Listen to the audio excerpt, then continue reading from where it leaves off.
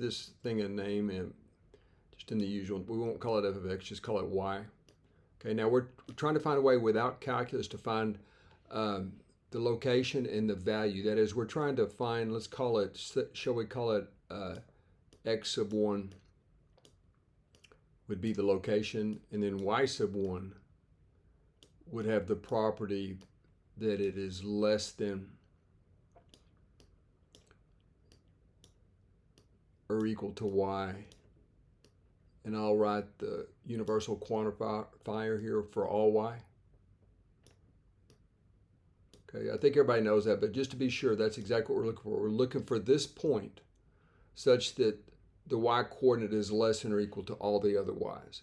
Now you could use the quotient rule, but you'd end up with a difficult to factor quadratic in the numerator, and you guys can check that. If you try the quotient rule out, that would work. But again, you would have to factor a difficult quadratic expression. Okay, now let's move along and take a look at the approach here. Now, y'all, the benefit of this particular problem is that notice 8 times 13 is 104 and 8 times 5 is 40, right? So the numerator is almost a multiple of the denominator. It's just that 8 times 2 is not this, right? And so you can see where we get this 11 right here. This 11 is just 5 minus 8 times 2.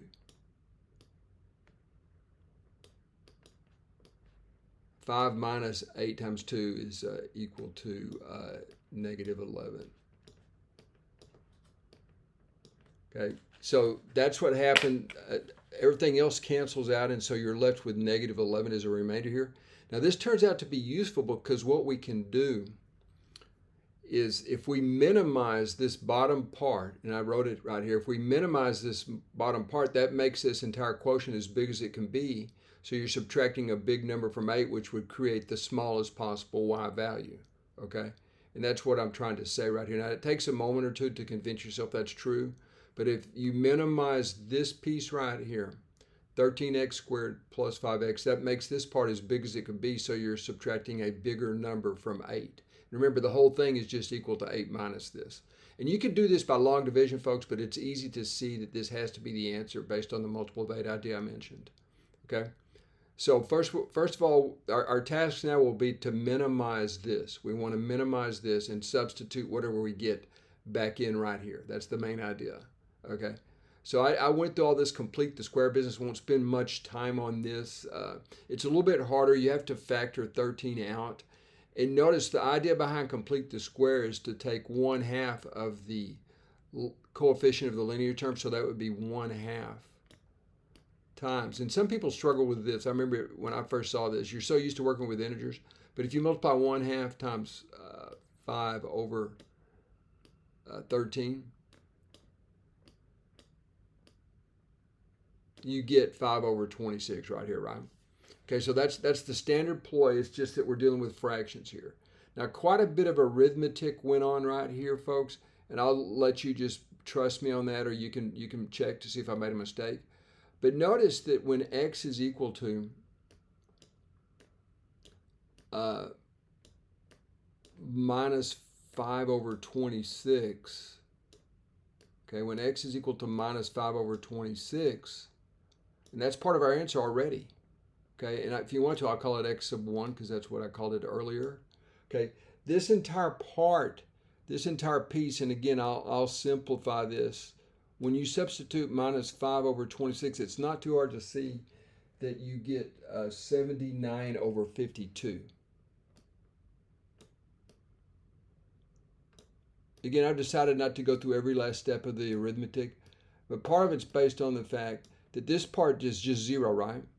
And so then when you do this 13 right here, it'll cancel with one of the 13s here. Remember, this is just 4 squared times 13, and that's how you end up with 52 down here, okay? And you can verify that. One of the 13s cancels with one of the 13 squares here, and you're left with 4 times 13. So that's how that works out. So you end up getting 79 over 52 for this piece right here. But remember, this would be the value of x. This would be the value of the smallest. It's like the vertex formula. If you want to just think of it as the vertex formula, okay? So what we're going to do now is just substitute that back into right here, folks. So you would get that this is equal to 8 minus 11. And I've already forgot our number, 79 over 52.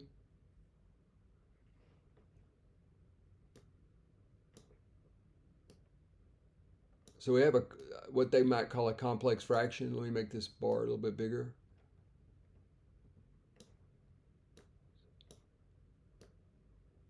So folks, that's there you go, like that. The yellow, I won't show all the steps right here, but what I got when I worked it out was 60 over 79. 60 divided by 79. And again, I double checked it. I think I got this right, okay? But again, this is the value of x that makes this as small as it can be, but that would make this as big as it can be, okay? Or as small as it can be also, I'm sorry. Make it as small as it can be also. So our solution here would be the x1, y1, if I have room right here. This part right here is 60 over 79. 60 divided by 79. That sometimes would be called the global minimum value or the absolute. Okay, and again, I keep forgetting what, and then minus 5 over 26. Okay. Minus 5 over 26.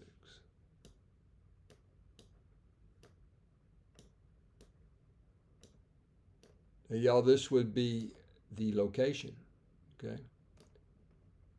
It's the where variable. This is the what variable. The where, have you ever heard that?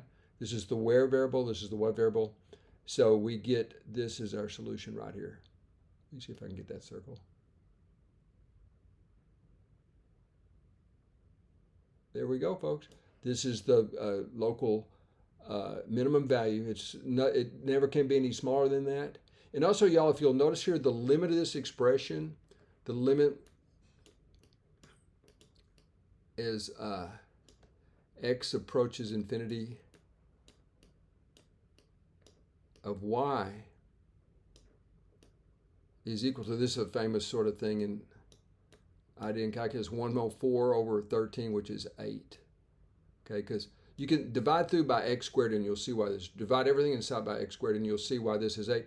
And so this expression can never be any larger than 8. So the range of, and this is going more than what but the range of y here would be 60 over 79. And then y is going to be, I don't know if it's ever equal to 8 actually, but we'll say less than or equal to here. Okay, 60 over 79 is less than or equal to y is probably just less than 8. I'm not sure. You'd have to do some work on that to verify this. It may intersect, I'm not sure. But anyway, that's the range of this function, minimum 60, 79, and maximum 8. Okay. All right, y'all, that's all. Thank you for viewing.